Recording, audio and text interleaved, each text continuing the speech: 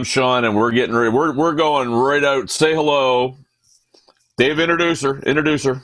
This is Annie Woods, all the way from North Carolina. You may remember her as Holly Woods in real life. Real life? Well, because we heard Holly passed away. Yeah, there's a rumor. Yeah, it's a little bit exaggerated, but not much. Let's start right there. Where did Holly Woods come from? Well, I could make it a long story, but I'm not. I'm going to make it a short story. I guess, you know how rumors can be, especially in this business, especially in Canada, in our musical community that we have. I guess it had gotten around that I was having some health issues. And yeah, I think, well, like you said today, you mentioned the C word. People had thought that I was sicker than I actually was. And one thing leads to another, one rumor leads to another rumor and another rumor. And there was a rumor that I had left the building. But no, it wasn't true. No, I was just in the hospital for a bit, but now we got it under control. That's fantastic. So we probably, our second or third show, we interviewed a gentleman by the name of Dave Roberts that used to play in a band out here called Titan. And I asked Dave, I said, back in the day, who were some of the singers that, you know, really floored you? And the first name he mentioned was you. They had apparently opened for you guys back at I think it was the old Network Lounge, was it not, Dave? Network or the old Misty Moon, maybe, I'm not sure. Yeah. But he said Holly Woods, without a doubt, was probably the singer that floored me. What does that mean to you? Because I mean, you know, you're a female in an age where it's tougher for women to get there, but that's somebody that was like out of the gates. The singer that floored me the most was Holly Woods. It was really tough back then. Now there's, gosh, I hate to use this term, but now there's tons and tons of great female vocalists, all out. I was going through them today, just in my head. I counted probably 20, just off the top of my head, female vocalists that are out right now with product out and selling, and we're touring, but not anymore. So yeah, back then there were only a few of us, and the ones that were here in Canada. And by the way, I so appreciate Dave for giving me that compliment. That was lovely. It's always lovely to hear. But back in those days, those of us women that were doing our rock and roll thing, mostly, if we had some really good promotion or new product out, we would tour together on occasion. Okay. Like us and the Headpins have done on many, many times. And it was really good for all of us, I think, to support each other. And I think that's something Canada has that maybe the U.S. Musicians and female vocalists and vocalists, period, are maybe a bit lacking in. And that's fellow support. Right. That's just the way I feel. That's just my opinion. So. Well, your opinion matters. I mean, when we first started to talk, I mean, we talk about the holy trinity of female vocalists in Canada, and it's Holly Woods, Darby Mills, Lee Aaron, and now Sean and I have been blessed that we've had all three of you on our show, and we're super excited about that because, late 70s, early 80s, I mean, it was a different time than it is now. There's a punk scene, there's a lot of aggression, there's a lot of things going on, and to Sean's point, it would have been tougher, I think, to make it in well, of course, you would have had Heart, I suppose, but I mean, in Canada, there was really no one doing that, to the best of my knowledge. Not really, no. There was a period there of a beautiful growth spurt with Darby and Lee and I.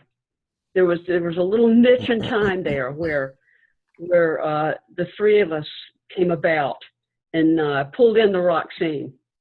And we were different enough that we each captured our own bit of audience, but yet together, all our fans were basically the same distributed amongst us, but also together. So we could tour together and not be divided or too different or whatever, but we were different enough that we each had our own thing. So Well, it and was a wonderful time. Dave said, we all three on the show, so we're here to announce that the show's officially over now. We've reached. No, I'm just kidding. We reached our goal and it's done. But so yeah, that's right. Thank you so much. So The trifecta. there you go. We're there. So this might be, for the people that are watching this, they might go, "Oh, come on, Sean, you're asking a dumb question." But how does a gal from the States, North Carolina, wind up in Canada, fronting a rock band up in the Great White North? Yeah, I started out in a house band in Greenville, North Carolina. I started out in my hometown, Durham, with a little local band that was around the corner from me. And that band went to the Battle of the Bands in Charlotte, North Carolina, big city. And there were lots of bands there. Some from Raleigh, North Carolina, which is close to Durham, but bigger bands, bigger city. And they saw my band play there, and they offered me a gig with them. And so, in those days, you wanted a leg up. So you stepped your way to better bands, better musicians, and better gigs, and a little more pay, because we all want to make a living. Mm-hmm. And so I joined a band that had a house band gig in Greenville, North Carolina. I joined up with them. We went to Greenville. We did our house band thing, got very tight. Sidebar here, the lead guitar player was Ed King of Leonard Skinner. Oh. But this was years before there was a Leonard Skinner, and Ed had come out here from California to just be around South and soak in the Southern exposure, so to speak. Ed was always Southern at heart anyway, but he was a lead guitar player in the band. We became best friends. And through him, the band got very, very popular. Our drummer was from Rochester, New York. And we got to where we finished our house band gig. Ed got called in to do the Skinner gig. We lost Ed. And so we thought, well, we've got to move on here. Do we want to move on or break up? And our drummer said, let's move on. Let's go up to my hometown, Rochester, New York. They love the rock scene up there. We'll get our set together with more rock. Holly, we can learn a few more rock tunes. We'll get into some Deep Purple. We'll really rock it up. And I said, fine. Show me the material, let's write, let's do the thing. We moved to Rochester, New York, started getting a following there. There was a club in Rochester called the Penny Arcade, and bands from Toronto would come and play there. And then in turn, there were bands from Rochester, New York that would go and play in Toronto across the border. And during one of those gigs at the Penny Arcade, I met the band Rose. And we talked and chatted. Eventually, the drummer from my band in those days wound up joining Rose. I moved out to California. Rose went their way, and I got a call from they were in Vancouver, I believe, and I was living in San Francisco. And I got a phone call from my drummer, Jimmy, and he was calling from the gig Rose was doing that night. And he said, Holly, can you come up to Vancouver and join the band? We really want to get you doing vocals in the band with Brian. And you can learn as we go along the road. They were touring from the West Coast back to the East Coast. My brother bought me a ticket to Vancouver, and I joined the band Rose, learned songs along the way. And from there, it just sort of moved on into us forming Toronto, and that's another whole story. This could take all night, fellas. I'm an old gal here. Come on. You know what though? It's so neat that you're a gal from away, but you say Toronto the right way. You don't say it like an American, Toronto. So and that was one of the first things I was taught, how to say the word. But you don't want to know how I used to pronounce it. I was fresh from North Carolina, came up to that great big old city of Toronto.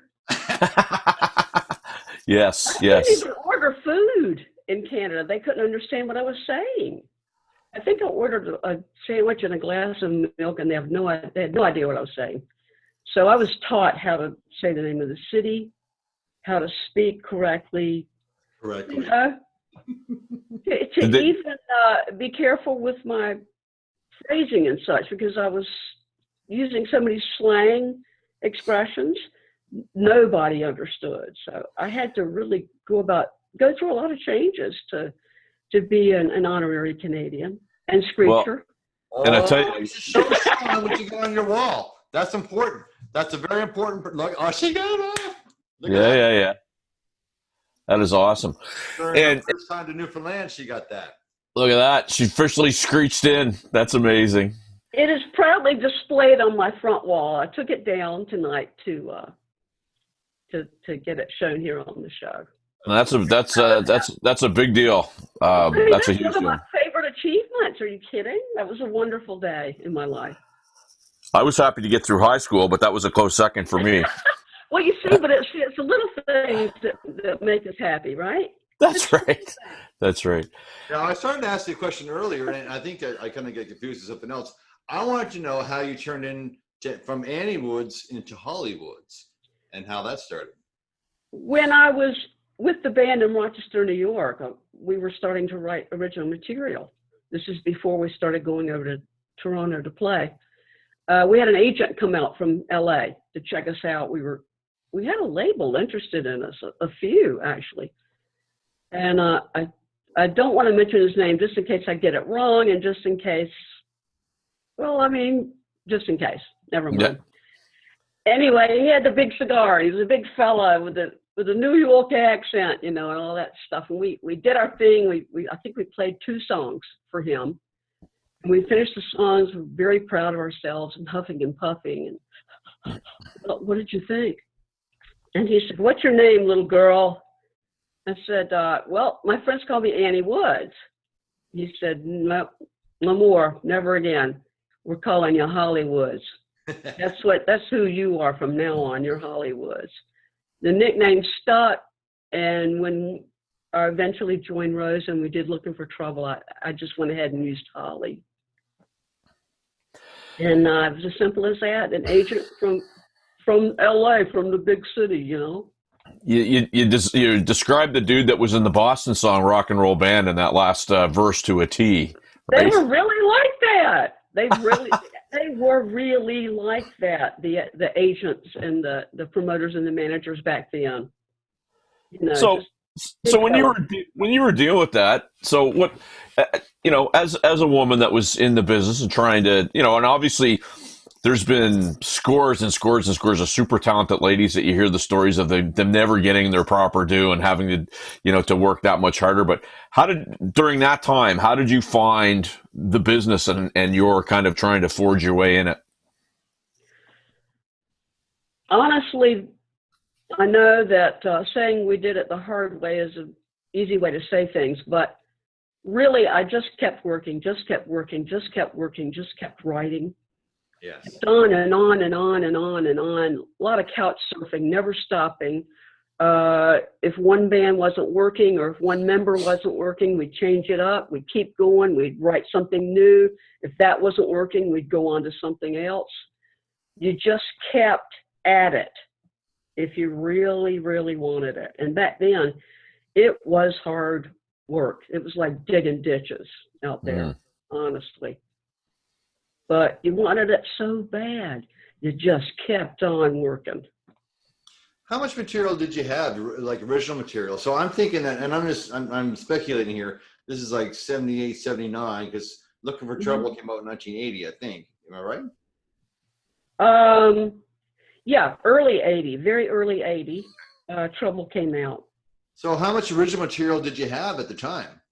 At that time, gosh, I think we had probably close to 30 songs by then. Wow. But we had already been down in Tennessee on Lookout Mountain, trying out demos and such before we even brought it back up north to put it on the label or on the album. We went down to Lookout Mountain, Tennessee, and we did recording down there of all the demos. And we brought it back up, and The guys from Solid Gold, Steve and Neil, what were their names? Sorry, I'm old. Anyway, we all listened to all those 30 songs, and the thing then was everybody gets in on what gets picked. The managers, the promoters, the agents, everybody said, no, that one won't work. Now that one will work. And the band's kind of like, but we thought that one was a hit. We worked really hard on that one. We had maybe one quarter of the say, and then the record company had another, and then another, and then another. There were a lot of hands in there. So we wound up being a little short of what they considered songs for the album. So we had to keep writing. But we started out with around 30. And we were playing them live in clubs before we started on the album.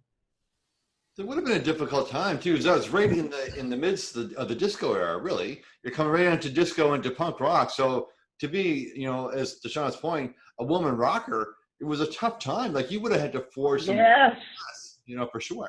We started right on that edge of disco, just starting to slide out, and it was. There was a few things rolling around called New Wave. What is this New Wave? And so it was just beginning then. We got right in that momentum. We got right in there with Looking for Trouble. Perfect. So slipped on in there. And it's as I'm listening to you talk about, the back catalog and the catalog that you had, and then people telling you what fitted and what didn't. We had Shirley, your good friend, and our new good friend Barry Connors on the show last week. Oh yes, the bear. What a beautiful man he is. I'm telling you, I said to Dave, that became one of my favorite interviews instantly. He's just such a personality, and he was he was a hero of mine growing up. I'm a drummer, and so he told a similar story, and we'll get into the tune that he talked about, but it's just really neat how, the stories of it, and I think it's worse now than it was then, but how little say you had in what took place with some of the albums and whatnot. Well, it probably is worse now if you are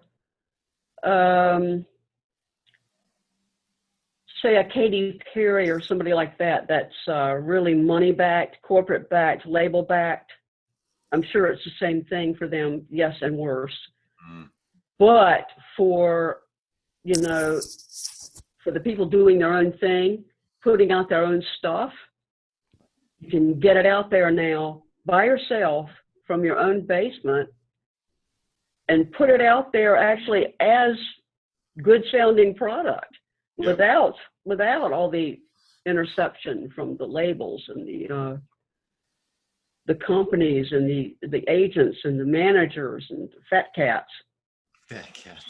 So in one way, it can be harder on you. If you're looking for that absolute superstardom prefab, the music is written for you and everything is done in the studio and you come in and just lay on the vocal, then you probably don't have much say. So really I guess it depends on where you're sitting, Well, and I have a question I want to ask you, because hopefully you're going to give me the answer I think you're going to give me, and it'll be swear to God, Sean, yeah. No, I'm almost certain, but it's great to play tunes, but really getting those songwriting credits and being able to have a hold of that publishing is people like if you had a choice to be a songwriter that was able to get the publishing rights and be able to get paid that way versus playing live, which do you think would you prefer is more important? Because a lot of people don't realize that really the money's in the songs and writing the songs, right? Yes, I've always known that. And I've always been a songwriter. But when you join a band, even though they may say that you're an integral part of the band, you're the sound, you're the upfront, if you're not included on the songwriting, you're still a hired hand. Right. So yeah. But the most important thing to me would be, are you talking about as far as money making or prestige? I'm talking about basically being able to solidify your own image and your own brand. And I guess money making is part of it, but a lot of people don't realize that music's a tough business, and the way that you get paid repeatedly is to have songs that you own that are hit songs that you never give up, and you keep getting paid for them, right? Right. And people don't understand that. We've got a friend of ours, he's from this area, his name's Gordy Sampson, and he writes in Nashville. Gordy makes all kinds of money being in the background, right? Mm-hmm. Yeah. So he puts out his own stuff, but he makes, he does very well writing songs. And a lot of people think it's, they go for the cachet versus, what's really, like Gene Simmons used to say, don't go for the icing, go for the cake. And a lot of people miss that. Very true. Very true.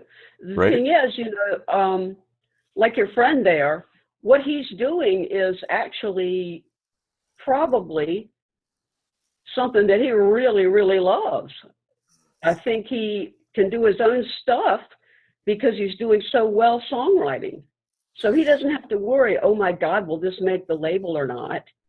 Because he's already in a position to be able to put out his own thing in his own time, in his own way, because he's written some great songs and made great money at it.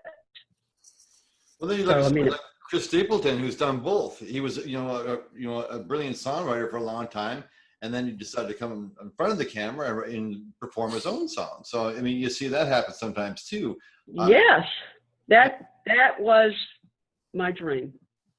Well, you did. I mean, you're doing it. Like, you wrote those songs, you performed those songs. I mean, I didn't write the songs for Toronto. None of them? No, Brian wrote them.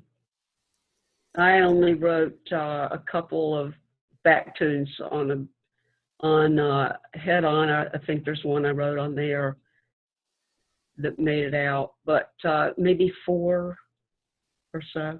That was about it. Oh, there you go.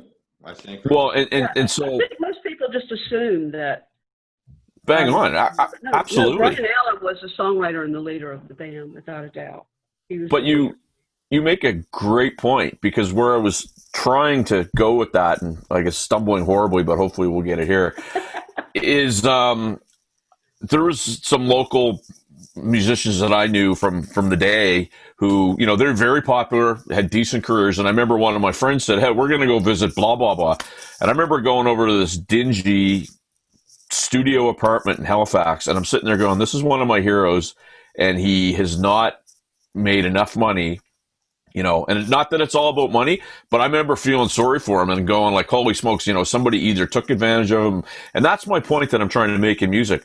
If you don't keep control of those songs, you have no control over what might happen to them. No matter how famous you may be and how good you look with your picture on there and your voice on there, if you didn't write them, then you're just kind of a picture on the wall, unfortunately. But no, that's why it's so demo, like the magic demo. Well, I mean, I don't want anybody to cry or anything, but no. But it's important, because we had Liberty DeVito on, and I mean, he played with Billy Joel, and he made the comment to me. He goes, yeah, as a drummer, you don't get diddly squat for coming up with a beat. If you don't write the melody and whatnot, you're out. And it's like, what I'm trying to do is I'm trying to have somebody of your experience and your stature tell everybody, hey, this is how you succeed in the business, right? And you are articulating it very well. And a lot of people just don't realize that it's a hard business to be in. No, they right? don't realize, yeah. And it's sad that it didn't work out, that I couldn't have been more involved with the songwriting, but that's just the way the band was set up. So, and the band actually was only really together as a band with albums out for maybe 5 years. So in the life of a performer, that's not very long. No. There are many other things to do. It was really the combination of not doing any of the writing and the record company going bankrupt that can set you up for lots and lots and lots of trials and tribulations later.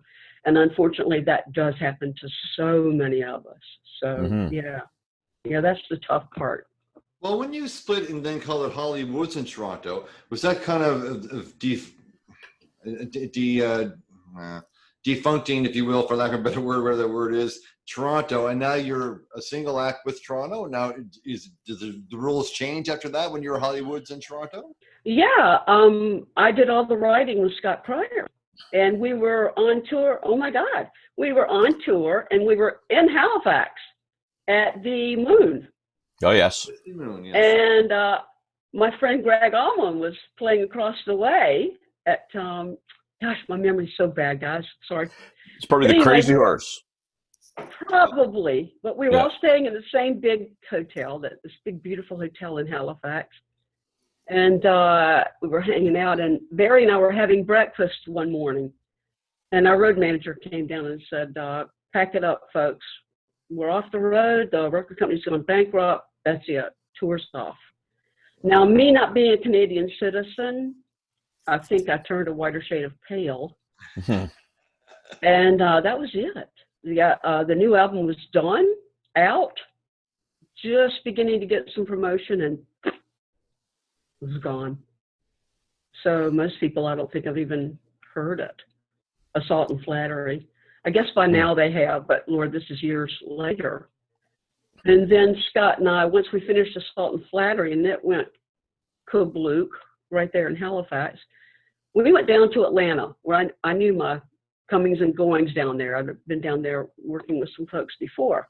We went down there and recorded, we put down some more bed tracks, and went again for an album, and did the record Live It Up that just got released a few years ago up here in Canada. Brad True did the remixing and production, but again, no promotion, and it was 80s stuff, and we didn't get the word out very well, so it didn't do well either. So it's it's a struggle, but I was never in it for the bucks anyway. I was in it because I really do adore singing. I just love it. I just love it. Well, I'll ask you a question that I asked Lee Aaron. In this day and age, knowing how long, the amount that you put into it, and the time that you were trying to come up, is there anybody now that you sit there and you hear them and you go, wow, I love what they're doing? And is there anybody you go, holy crap, like they're out there making it like that, and and you look back and go like, why not me? Is that something that you ever think about? No, it isn't. I've just never been that kind of person. It's just never affected me that way. Good for you.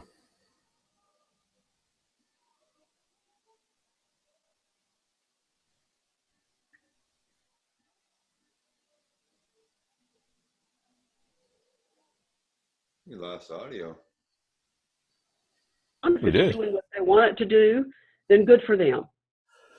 I don't really sit there and say wow to anybody or God, they're terrible. I let it. I think it's all a part of music. Well, that's good for you, because it takes a big person who is. What did Aaron say? I missed that part. She said similar thing, and she didn't name names. She goes, every now and again I hear somebody and I go, I don't get it, but I mean, she was gracious, and I agree with her on that. I heard somebody today on the Democratic convention do a few, and I said, well, I don't get that, but hey, whatever. Yeah. So I agree with Lee on that one for sure. Well, and that's the beauty of music, right? It means something different to everybody, and nobody's right, nobody's wrong. Yeah, absolutely. For sure. So I guess to answer what I heard you say, and what I actually heard Sean saying too, is a similar question I was going to ask too. So, is there any regrets that you have? It doesn't sound like you have any, which is awesome. No, I don't think I could have done anything any differently. I was on my own. I was on my own from the time I was probably 15 to now. I didn't have a home I could run home to, and I didn't have a husband or friends that were behind me. It was just me with a suitcase and my thumb a lot. So no, I don't have any regrets. I think that's just, you and I were talking about it. I think I'm just a happy wanderer. Well, God love you, because again, that's a huge place to be between the years, because a lot of people, could be, some of them are bitter over stuff that makes no sense, right? And it's good when you have that perspective. Some of the people that I have worked with are so bitter that you can't even bring up the subject. So I know that feeling. I just thought of something right now. Can we have a little fun? We're going to do a little rapid fire here. All right. Sure. You ready for it? All right.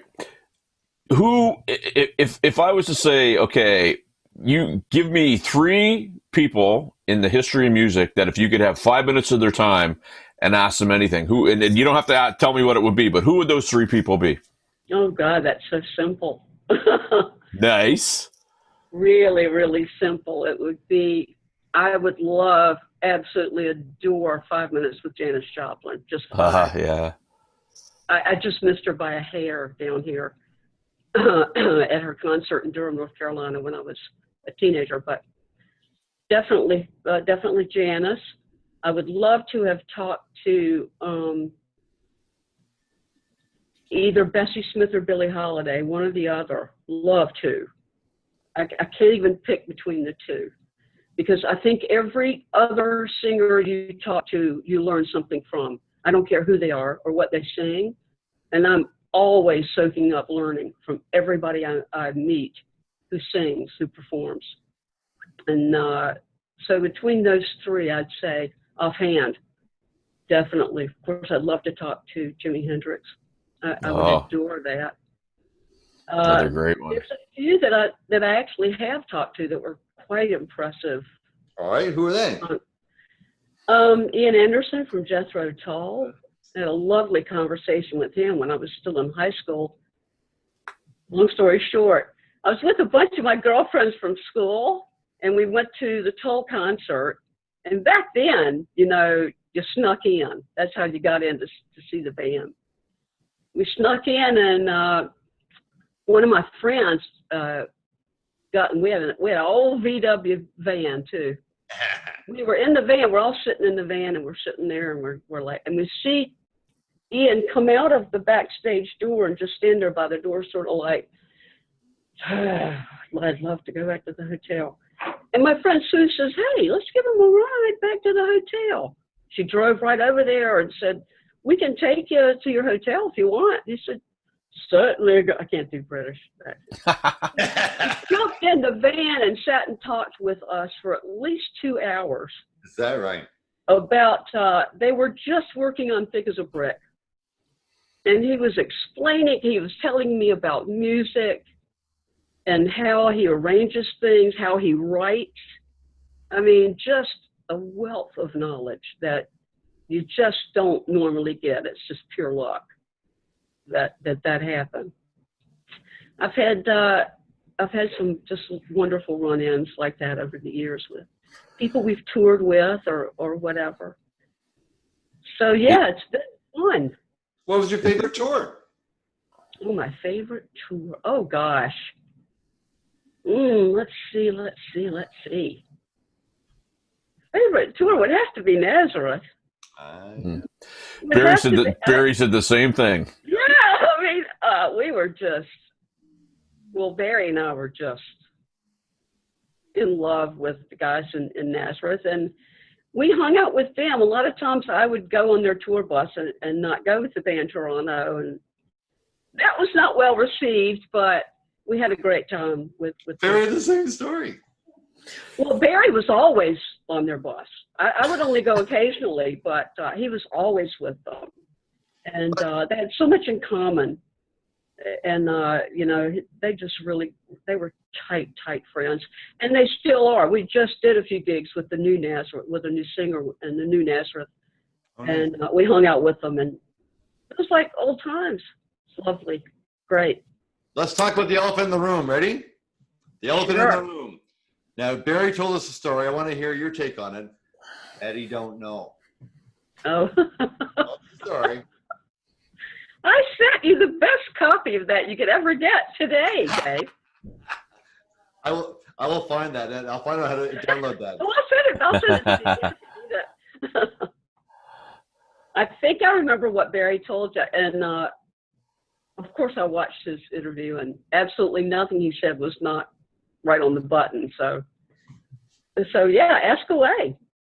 So the way Barry explained it to us, it was a song. Actually, there's two songs I want to ask about. The first one was "What About Love," that I guess was a song that you folks had written, and it kind of got away somehow from the band, and Hart got it.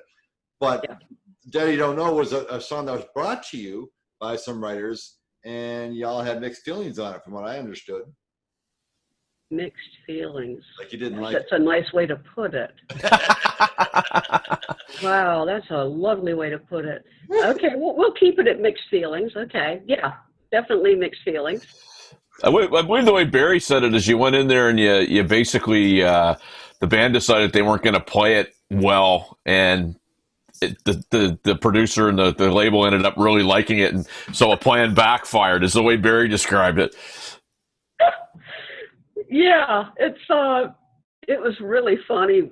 It's hard to make a crappy vocal, even though you may not like the song.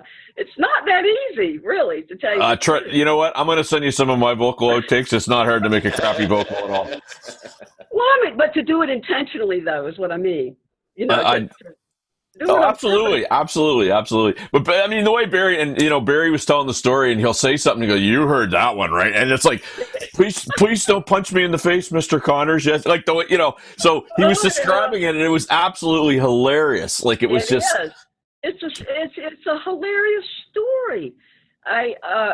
When they would get me in the booth to do the vocal on it, I would think to myself, what can I do that they won't like it, or maybe they'll think it's not in my wheelhouse. So I sang it like maybe an exotic dancer would sing it, and they kept it. They thought it was the best take. That's why it sounds like that. They can go move. That's why it sounds like that. I've never told anybody that. Oh my God! But you know what? And it's funny because I asked Barry. I was when this whole pandemic thing happened. I was doing the old YouTube geek out one night, and I found that video, and I started watching it. And I asked him where he shot it, and he started telling the story, and I was just like, wow, like a song really. And you've got to be aware of the fact that song in Canadian music history is right up there with some of the greats. And I mean, well aware. You know what I mean, right? And I mean, I can guarantee you, and I do this with Darby Mills every now and again. I'll take a quick. I'll be driving around in my car, and the song will be on, and I'll send her a quick video. And my whole thing is, I hope you're getting paid. And she sends me a smiley face back. But that song is probably spun on our radio stations 7 to 10 times a day. Oh yeah, when I go up, I hear it off and on so many times. Whether Barry and I are in the car or whether we're just hanging out for dinner and it's on the classic rock station, it's always there. And the best part is when you're on Facebook, sort of scrolling through, and of course your fans and your buddies are sending you screenshots of it being on the radio. Look, Daddy's on. Yeah. Isn't that wonderful? That's just wonderful. That's great. So, did you ever get to the point with that song where you're like, oh my God, like again? Like, or is it just one of those ones you know you got to do it, and it's just, you love to play it? I'll tell you what it is about the tune. The audience adores it, which makes me in turn really get into it. Sure. And I let them sing along with me. A lot of times I'll bring people up, or I'll bring the opening band up with me to sing it, especially if it's the opening band is fronted by another girl. She'll come up and do it with me and have fun with the tune, make it fun. It's something that we have to do. It was our biggest, strongest hit, and they just adore it, which makes me adore it. And we all get to do it together. I make them a part of it always. That's so well, it's one of those tunes too. When you hear it, again, and you probably been asked to death about the song, but every time I hear it, I go, it's the perfect length of the tune. Because when you listen to a song and you want the song to go on a little bit longer and it doesn't, just that riff, which is a very simple riff, but it's just so cool and infectious, and you're just grooving along, right? And it's just the vocals, everything is just so cool, right? Yeah. And you guys had seriously. Right. I clearly don't want to talk about the song anymore. No, I was just thinking, the length of the song is quite concise. Yeah. Well, especially back in those days, they were really funny about the time for the single. Yep. So we had to really keep it, tight. Of course, now we have a sing-along with the audience, bring people up, and it has a nice long ending, and we really have a lot of fun with it. That's the fun tune on the set. Well, and Barry, we told Barry that we're Dave and I are starting a little side hustle with possibly a female singer, and we said we might do that tune. And Barry said, "Well, if you don't play my drum part right, there's going to be hell to pay." And he talked about seeing cover bands play it on YouTube and just going like, "What the hell is that guy doing?" Right? So. Oh my, yeah, I see people cover it all the time, and I say, God bless them. Yeah. You just go right ahead. But I'm telling you, nothing beats Ollie the Dog. Now, Dave will have to explain it. I swear to God, after I'll figure out how to do that. I'll figure out how to post that video because it's just on Messenger right now. How to post it on the group? Yeah, funny as hell. Oh my! I couldn't believe. I'm telling you. And he got the shake it up part right. It just kills me. So. Anyway. There's a little box. There's a little box that goes like this, and it's got an arrow pointing up. When you click on that, you'll be able to save the video and post it. That's your IT lesson for tonight, my friend. Thank you. I needed that because I was fretting about it all day. More than just a pretty face, Holly. More than just a pretty face. We get stuff done around here. I'm digging it. I'm digging you. Hey, listen. You guys are musicians too, so you are doing some things yourself, right? Oh, yeah. Yes, ma'am. I know this is your interview, but I just wanted to ask the question, make sure you guys are still rocking it. Oh, listen, yeah. You can totally take this platform over. No worries. I actually played a show last night in a place called Arishat, Cape Breton, so that was kind of fun. All right, good man. Yeah. Yeah, a lot of fun. Wonderful. So I mean, Sean and I both have gone through. Now he's kept more consistent than I did. I mean, you get in, you get out, you get in, you get out. Oh yeah. 35 years, 25 of them have been trying to put a band together. I swear to God, 10 actually playing and 25 trying to play, right? So right. That's going to use how that works. But well, a lot of I guess a lot of musicians from back in that era or whenever, you grow up, you have a family, you get married, things come in between. Exactly. But I mean, thank God for people like you. You know what I mean? Because it's. And this is, I think, what Sean alluded to earlier. It's like you don't know how many lives you would have touched, quite honestly, by the songs that you performed, by the fact of being a woman in this industry. So many other ladies, I'm sure. Like I don't think that Alanis Morissette ever would have existed had it not been for you or Lee or Darby. You know what I mean? There's no way. This, Sarah McLachlan. Some of the big names. Mm-hmm. I mean, these ladies, they owe you royalty checks, I think. Quite honestly, right? Yeah, you have to stand on shoulders, and that's for sure. We did open some doors. I really believe that. I'm not shy to say so. No, I believe we did kick some doors open for sure. So do you ever get? And I won't ask you to name names, but does anybody ever come up to you? I mean, I did it with Barry. I mean, I made the comment to Barry. I feel like I'm talking to somebody that I owe money to because I probably stole, one or two of my 6 drum licks that I repeatedly use are probably found in Barry's playing. But do you ever get anybody that comes up to you and that's male or female and says, you know what, thanks a lot for taking a chance back in the 80s? I get a lot of people thanking me for being an inspiration to them, mm-hmm. for getting their own career started. They heard what I did. Like I heard Janice and Gracie Slick. They heard me and they heard Darby or whatever, and they would tell me, you got me through. you made me see that that's what I wanted to do. And I want to thank you for that. I've gotten quite a few of those wonderful compliments. Well, you said earlier yourself. I mean, you did what most people wouldn't do. You slept on, couches. You did without, raising the family, doing all the normal stuff. You just kept believing in what you were doing, and you dug in, and you never gave up. And that's no, I never gave up. Even to this day, I still believe in the exact same things that I believed in morally and spiritually back in the late 60s. I'm still the same person. I'm just an old hippie at heart. No. I mean, I thumbed across North America twice and learned so much back in the day. So, yeah, I mean, I'm the kind of person that just is what it is, and that's what it is. And music is me, and I am music.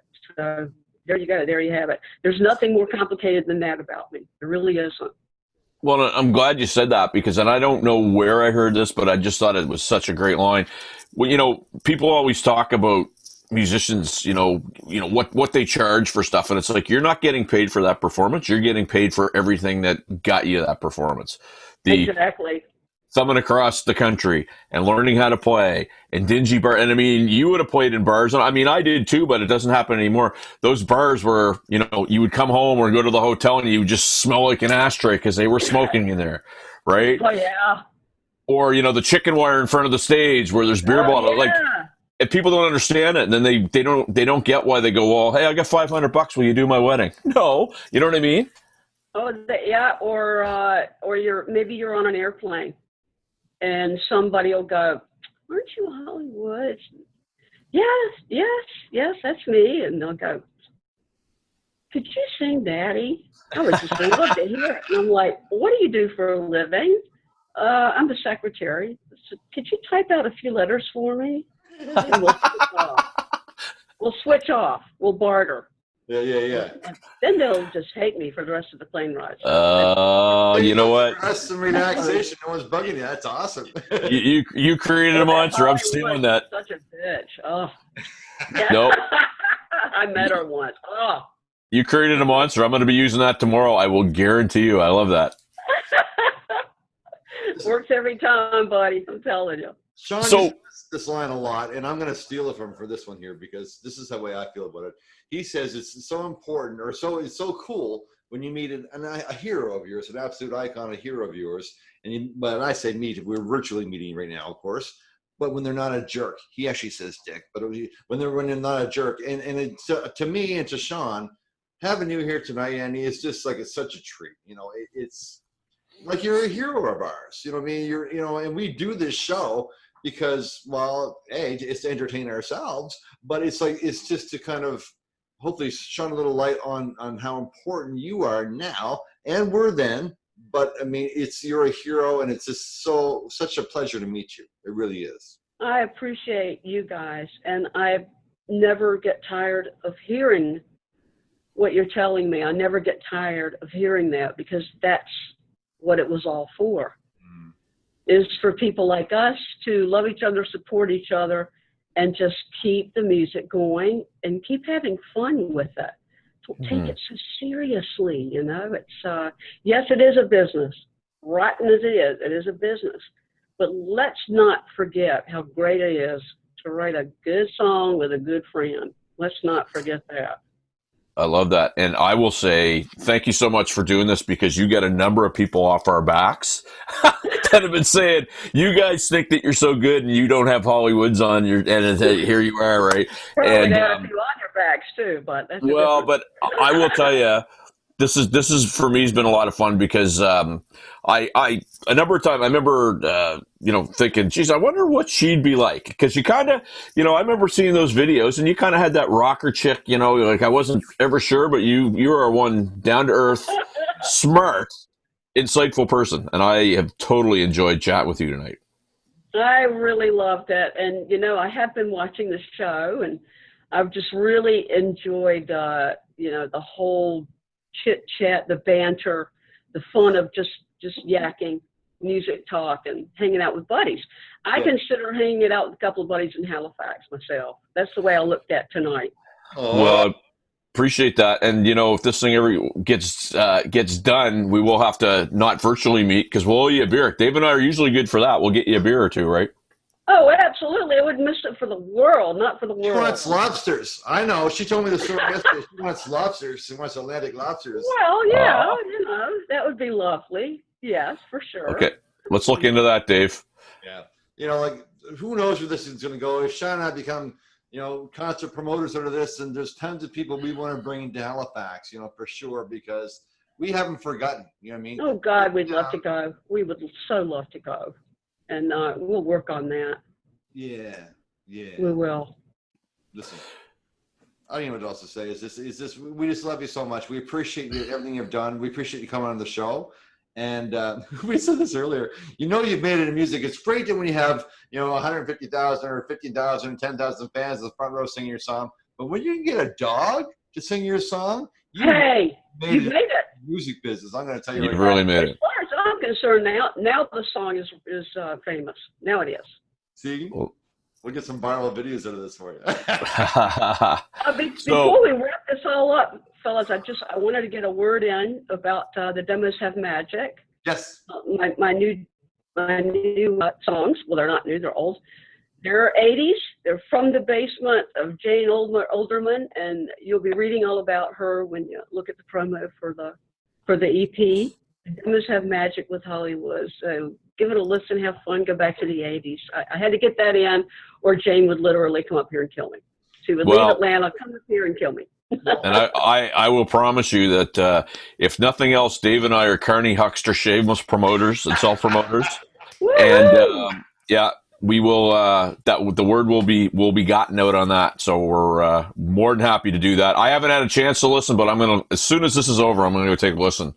And I'm excited. Have fun with it. Have fun with it, and have fun with it, and look at it for what it is. It's definitely the 80s, and I know Dave heard a couple tunes. So just have fun with it, and awesome. It is what it is. How else can they get them now, Andy? You can get them on iTunes. I got them on iTunes. iTunes, Amazon Music, Spotify. Gosh, there's several more that Jane's been working on that I am not hip to, but she'll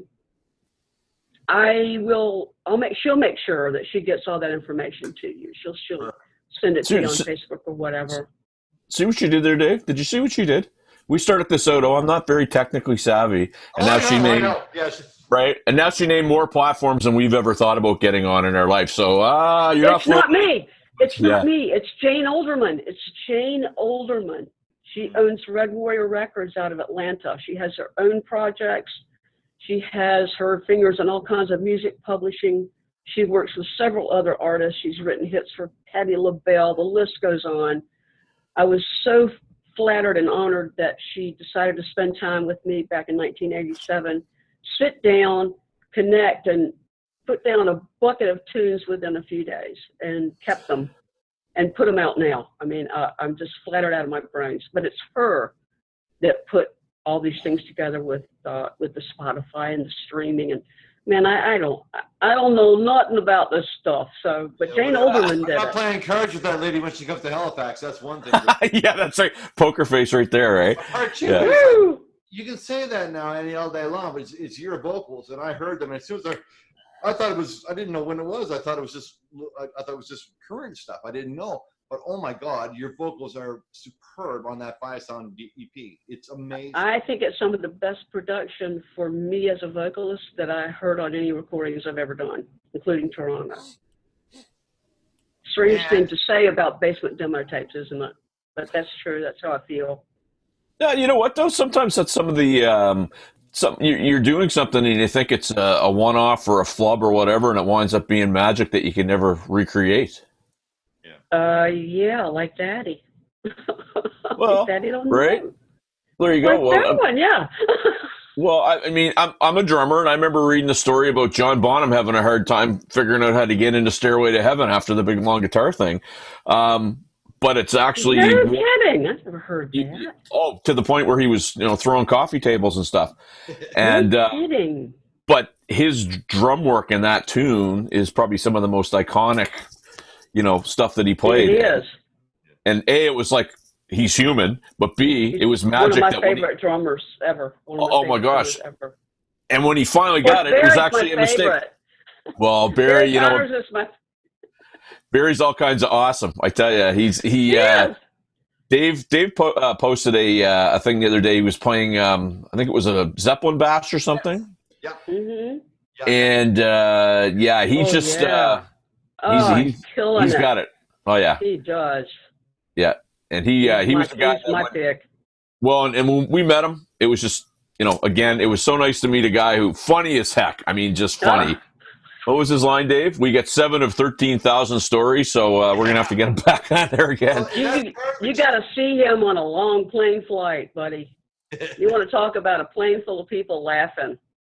Well, and speaking of that, woo! He posted a really neat picture of the three of you on a plane. Did you see that he posted? Yeah, I've seen that picture, and I do not fly well. I'm a terrible flyer. I hate flying. So he'll put me on the same row as him and Jim Gilmore from Side. Jim plays keys when we go out, and he'll put me between the two or on the side of those two just to keep me laughing. And with the two of them, you can't stop laughing. So I forget about the plane flight, and my nerves are gone. Right on. That's you awesome. have a room up at his house, I understand. You have your own room at Barry's house in Ontario? Yeah, it's turned into my own little spot. Barry's got it all fixed up for me. It's got all my necessaries right there. Half of my wardrobe is there. Everything is there. So all I have to do is just get on the plane, go up, and I'm home again. Well, I'll do the same thing in Halifax for you. I'll make up a room for you and Barry. How's that? Hey, I'll actually come, so be careful. I'm one of those people that'll actually take you up on it, and then you'll be sorry. Wouldn't that be? There's a knock on the door. Dave and I are jamming. Hey, Dave. Yeah. Oh, Jesus, it's Danny. Got him from Carolina, yeah, that's man. right. Yeah, that would be a lot of fun, I think. Where's the lobsters? Where's the lobsters? You promised me. Some all-night love affairs for sure on the music. Definitely. I will make room for you. I promise. You come to Halifax, I'll make room. Thank you kindly. Thank you kindly. And the same to you down here, except I won't keep you here. I'll take you to the beach. We'll go to the ocean. Yes. I love it down there. I know the area well. It's beautiful. We'll do it upright. Listen, we want to thank you so much for being on the show. Be safe now. I know we're coming up to hurricane season coming up now. I know you seem to be. That's something new in the last 20 years. The Carolinas seem to be the pinnacle of the hurricanes. Yeah, we've always been sort of a hurricane alley here in North Carolina, especially our coast, Wilmington, and down there has been barraged lately. Me in the middle of the state here, we miss a good bit of it, but we do get flooding and a lot of rains. So now we're just getting a few thunderstorms during the day, but we're fine. They usually skip by the middle of the state. We've been lucky. Well, I'll tell you something really quickly. Hurricane Dorian last year happened on my birthday. There was supposed to be a surprise birthday party for me. That didn't happen. So not only did I not have a surprise birthday, thanks to Hurricane Dorian, but it blew the roof and the siding off of one of my properties. So 2020. Holy crap. We got hit hard by it. And again, it was on my birthday. So that was really exciting. It's a hell of a birthday. I'm telling you. Not so That's much. unforgettable, really. Well, we'll have a better one this year, I think. Yeah. Maybe I'll be there. We'll see. Wouldn't that be awesome? We'll see how the COVID goes. Yeah. Annie, thank you so much from the bottom of our hearts. Barstools and Bandtalk, we appreciate you being on here. Thank you. Tons of people that have asked tons of questions. Do me a favor. Will you promise to come back? Absolutely. Anytime. And we're gonna get you a mug. Send me that link and I'm on. Yeah. Don't forget, fellas, because I'm going to cherish that. No kidding. All right. The only thing that we ask is when we finally get it, you're gonna send us a picture with your smiling face. Oh, no doubt. No doubt. You know, I've gotten so good at advertising now. Yeah, I'll get that picture Maybe right you out. can sing that daddy song for us. I can't do it like Ollie. I can't do it. I can't do it like Ollie. Ollie's got it. I've been thinking I was the exotic dancer. That's all I'm thinking. Oh, Lord, help us and give us grace. Okay. Thank you so much. Oh, man. Thank you so much, Annie. All the best to you, my darling. God bless you guys. Thank you and have a great evening. God You bless too. All right. Bye-bye.